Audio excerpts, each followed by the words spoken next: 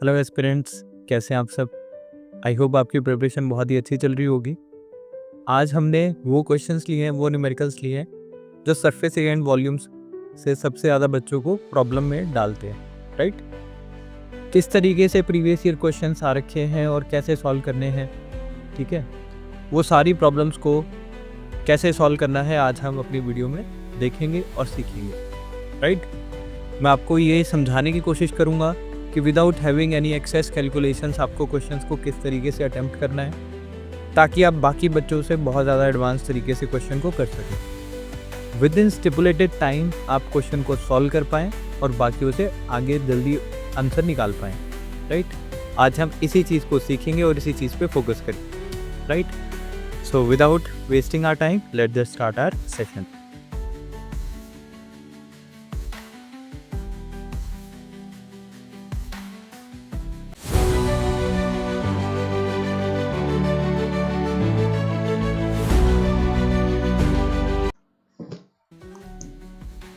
So this is our first question.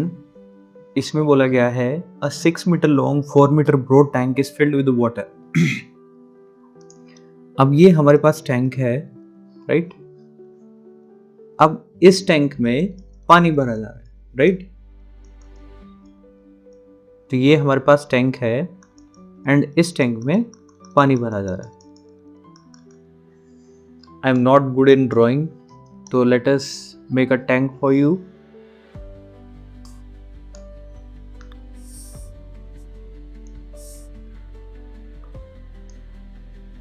ये हमारे पास एक टैंक है, राइट, एंड इसमें पानी भरा जा रहा है, ठीक है।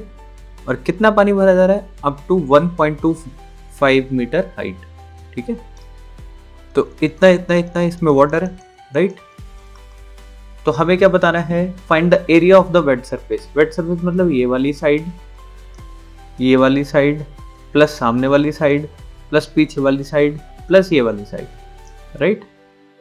तो इसका मेरे को एरिया बताना है कि जहां जहां पानी लगा हुआ है उसका क्या एरिया बनेगा, राइट।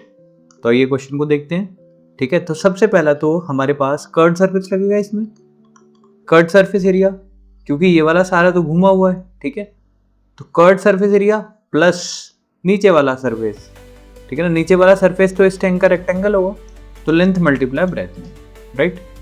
बस आइए क्वेश्चन करते हैं। कर्व्ड सरफेस एरिया क्या होता है? 2 multiply length plus breadth multiply height plus length multiply breadth. इसे लगाते ही हमारे पास क्या आ जाएगा?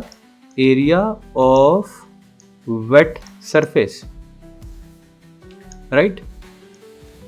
तो आइए वैल्यूज पुट करते हैं। 2 मल्टीप्लाई लेंथ कितनी गिवन है हमारे पास? 6 प्लस ब्रेथ कितनी गिवन है? 4, हाइट कितनी गिवन है? 1.25 plus length multiply breadth, length कितनी गिवन है हमारे पास? 6 मल्टीप्लाई 4 क्या है हमारे पास?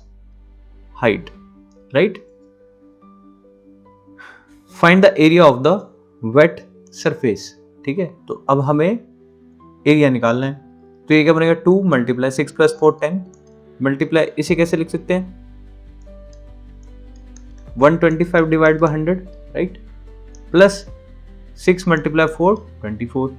तो ये क्या बनेगा मेरे पास? ये बनेगा मेरे पास 20 मल्टीप्लाई 125 अपॉन 100 प्लस 24। 25 टाइम्स 5 से कटेगा कितने पर? 25 पे।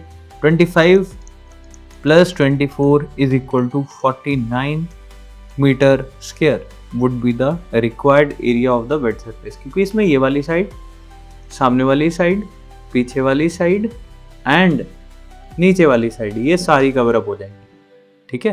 तो area of the wet surface इस तरीके से निकालेंगे आप, राइट। आज जो हमने क्वेश्चंस लिए हुए हैं वो थोड़े से मॉडरेट टाइप के क्वेश्चन है, ठीक है। आपने ये देखना है कि किस अप्रोच से हम यूज करके उन क्वेश्चंस को निकाल सकते हैं, राइट। आइए चलते हैं नेक्स्ट क्वेश्चन के ऊपर। Curved surface area of the cylinder is 264 metre square, right. So curved surface area is 2 pi r h. It is given as 264 meter square, right? And volume is given as pi r square h. It is given as 924, right? This is given, ठीक है, 924. So now what? अब मेरे पास एक equation ये है, एक equation मेरे पास ये है, तो किस तरीके से क्वेश्चन को कर सकते हैं। अब जरा ध्यान से देखिए, सभी चीजें तो कॉमन है दोनों में। व्हाट इफ अगर मैं वॉल्यूम को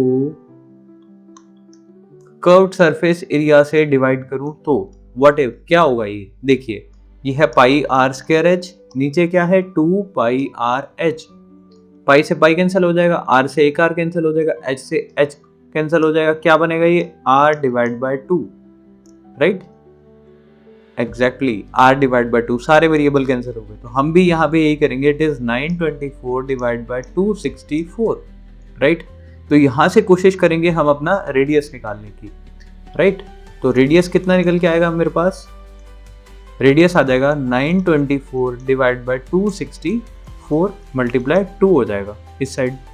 सो 2 से कटेगा, 2 1 2, 2 3 6, 2 2 4, 132, राइट। एंड इसको कटिंग करने की कोशिश करते हैं, ठीक है। 11 से काटने की कोशिश करते हैं, 11 1 times, 11 2 times, right. 11 8 times 88, 11 4 times, ठीक है। तो 12 7 टाइम्स, ठीक है। तो रेडियस मेरे पास कितना निकल के आ गया यहाँ से 7 मीटर, राइट। तो रेडियस मेरे पास 7 मीटर निकल के आ गया, हम यहाँ पे पुट कर देंगे 2 multiply 22 upon 7 multiply 7 multiply height is equal to 264, right. 7 से 7 कैंसिल, हाइट कितनी निकल के आएगी 264 डिवाइड बाय 22 मल्टीप्लाई 2, क्योंकि ये जो ऊपर होते हैं यहाँ आके ये वाली चीज डिवाइड हो जाएगी। 22 1 टाइम्स 22 4 आएगा, 22 टाइम्स 22 2 द 44, 2 से गया कितने पे 6 पे, तो हाइट की वैल्यू कितनी आ गई 6 मीटर्स, राइट। तो आपने देखा कि कितनी बड़ी कैलकुलेशन हमने अवॉइड कर ली बाय जस्ट अप्लाइंग सिंप्लीफिकेशन। हमने क्वेश्चन को क्या किया, ऑब्जर्व किया, ठीक है। क्वेश्चन को ऑब्जर्व करना है, मेक इट सिंपल, फिर उसे सिंपल बनाइए, देन उसे सॉल्व करिए, राइट। अगर आपने क्वेश्चन को ऑब्जर्व करके सिंपल नहीं बनाया तो क्वेश्चन कितना डिफिकल्ट हो जाएगा, you can not imagine that, ठीक है। हम इसमें अगर डायरेक्टली इक्वेशंस में वैल्यूज पुट करके अगर इसे सॉल्व करने की कोशिश करते तो ये क्वेश्चन काफी लेंथी बन जाता, ठीक है, और ये काफी मिनट ले लेता हमारे एग्जाम में, ठीक है। तो वो अप्रोच से हमें बचना है, always remember this thing, right. तो आइए चलते हैं अपने नेक्स्ट क्वेश्चन के ऊपर, which is diameter of the base of the cone is 14 centimetre, ठीक है।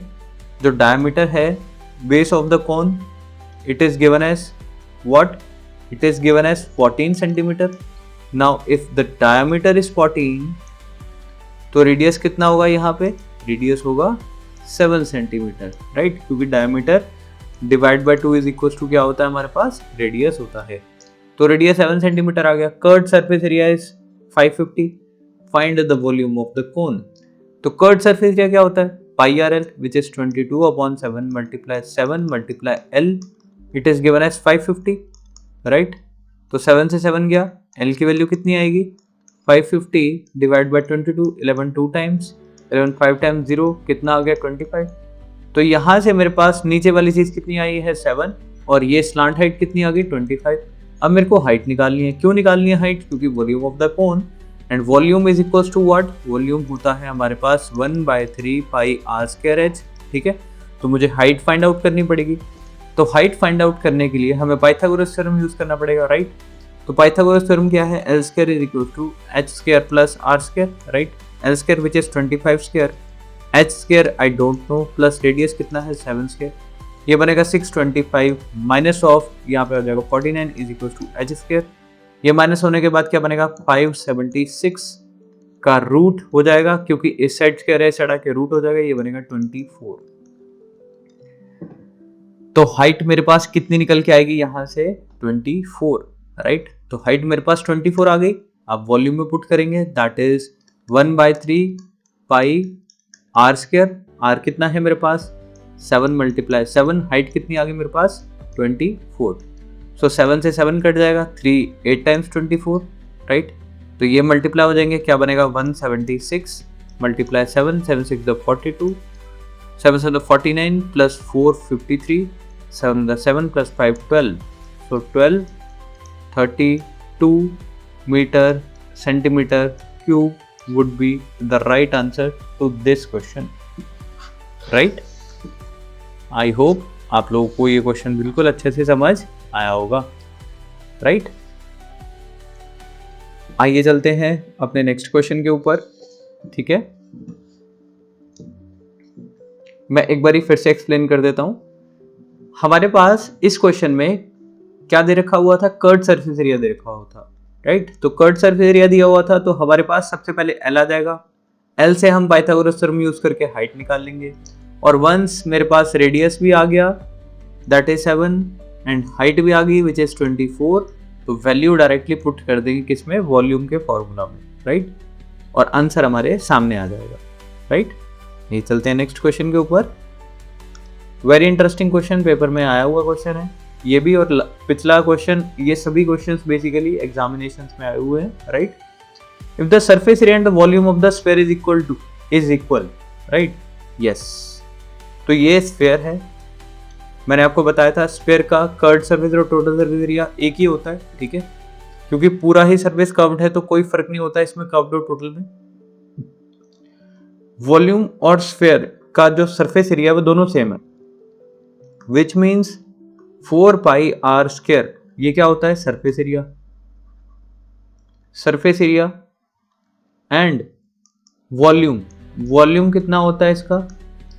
4/3 पाई आर क्यूब, दोनों इक्वल है। It means 4 pi r square is equal to 4/3 pi r cube, ठीक है? दोनों ही इक्वल हैं, ठीक है? तो 4 से 4 कैंसिल हो जाएगा, पाई से पाई कैंसिल हो जाएगा। यहाँ पे क्या दिख रहा है आपको? 3r square is equal to r cube, ठीक है? यहाँ से ये दिख रहा है, ठीक है? तो आर स्क्वायर है, इसे हम कैसे लिख सकते हैं? 3 multiply r is equal to r multiply r दिख रहा है आपको? आर गॉट कैंसिल, आर की वैल्यू कितनी आ गई यहाँ पे? 3, ठीक है? So the value of radius would be 3 units, ठीक है? तो रेडियस कितना निकल के आएगा यहाँ से? 3 यूनिट्स। सो आज के जो क्वेश्चंस थे वो आए हुए क्वेश्चंस हैं एग्जामिनेशंस में, ठीक है? एंड थोड़े से मॉडरेट लेवल के हैं, डिफिकल्ट तो मैं नहीं बोलूँगा। डिफिकल्ट उनके लिए हो जाते हैं ये क्वेश्चन जिनको डायरेक्ट अप्रोच नहीं पता चलती कि एग्जामिनेशंस में क्वेश्चन किस तरीके से करने हैं, राइट? तो आई होप आपको आज का सेशन अच्छा लगा होगा, आपने समझे कि किस तरीके से क्वेश्चन जल्दी से हम कैलकुलेट करके निकाल सकते हैं, right? See you guys in the next video with little more difficult questions. God bless you all.